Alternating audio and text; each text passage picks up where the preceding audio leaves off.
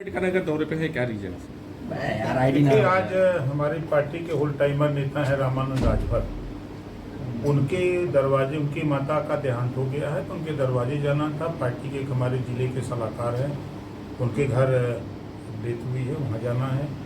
तो उसी कड़ी में हमारे जिलाध्यक्ष जगलाल राजभर ने कहा कि साहब पार्टी के जिले के सभी नेता बुला लिया जाए, सर्किट हाउस से ही मुलाकात हो जाए और कुछ दिशा निर्देश हो जाए। तो उसी कड़ी में हम लोग इधर आए हैं। मंत्री कब बन रहे हैं आप?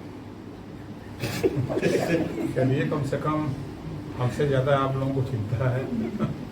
ऐसा चुनाव के बाद ही कह रहे थे आपने, कभी पहले कहा था कि चुनाव बाद हम बन जाएंगे, तो चुनाव भी निपट गया। मैंने कभी ये नहीं कहा कि चुनाव बाद बन जाएंगे। मैं ये कहा कि दिल थाम के बैठिए, जल्दी बन जाएंगे। 2024 का क्या ख्याल होगा आपका? देखिए, सच्चाई है कि हम लोग यूपी में हैं। यूपी में लड़ाई नाम की चीज नहीं है। जो भी विपक्ष एकजुट है, चर्चा चाहे जितना लोग कर लें, केसीआर जी आकर के यूपी में वोट नहीं दिला सकते, ममता जी आके वोट नहीं दिला सकती, लालू जी आके वोट नहीं दिला सकते। यहाँ समाजवादी पार्टी को अकेले लड़ना है। कांग्रेस का कोई जनाधार या नहीं है, 2 एमएलए उसके पास है पूरे यूपी में। तो यहाँ जो काम दिख रहा है, समाजवादी पार्टी 14 हारी, 17 हारी, 19 हारी, 22 हारी। हम शायद साथ में नहीं होते, इस अम्बेडकर नगर में खाता खुलता का। पूर्वांचल की स्थिति जो होती, 47 सीट उनकी थी, 47 से भी बदतर स्थिति होती। तो यहाँ 80 जो लोकसभा सीटें हैं, देखिए 4 सीटों पर लड़ाई है, जहाँ 50% 55% मुसलमान वोट अकेले हैं। वही 4 सीट पश्चिम की हैं, वहीं लड़ाई है और कहीं लड़ाई नहीं है। जो सबको है कि पिछली बार जीत गए थे, तो पिछली बार सपा और बसपा का गठबंधन था, इस नाते जीत गए थे। अब दोनों अलग अलग हैं।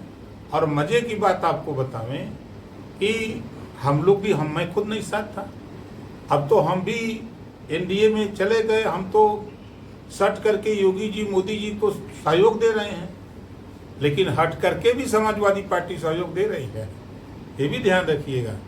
उदाहरण सुन लीजिए, गठबंधन है विपक्षी एकता का।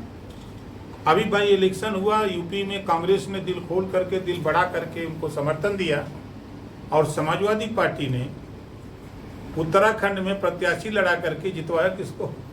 बीजेपी को जितवाया।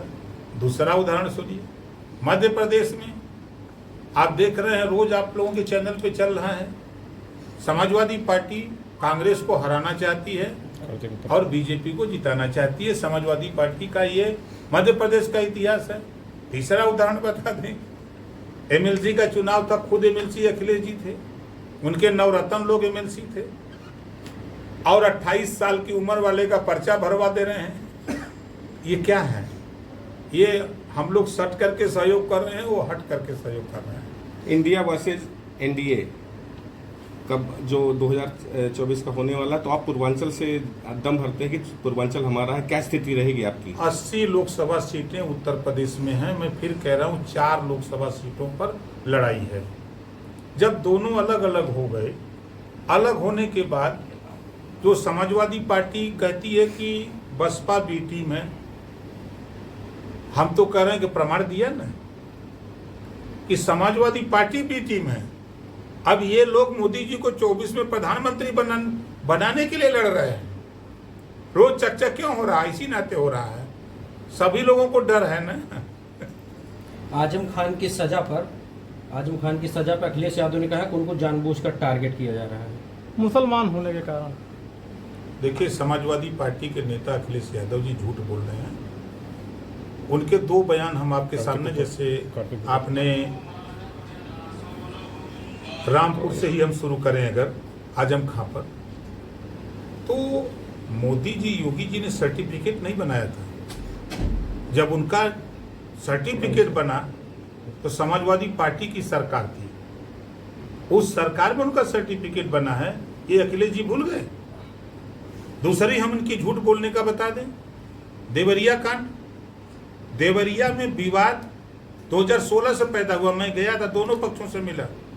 2016 में जमीन बैनामा हुई, वो बेचारा एप्लीकेशन देता रहा, लेखपाल, कानून को, एसडीएम सब एक जाति का होने के नाते उस व्यक्ति को न्याय नहीं मिला, वो बराबर लड़ता रहा। ये भूल गए उन्हीं की सरकार थी। उन्हीं की सरकार में अगर उसी समय त्वरित निदान हो गया होता तो घटना नहीं होती। ये झूठ बोलने वाले मास्टर लोग हैं।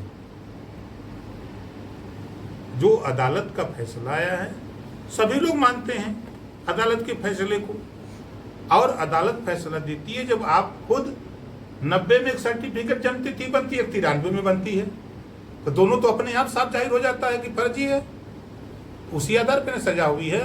अब अखिलेश जी को मुसलमानों की ज्यादा चिंता ऐसा ना थे कि उनको खाली नफरत मुसलमानों को देते हैं, हिस्सा तो देते नहीं है।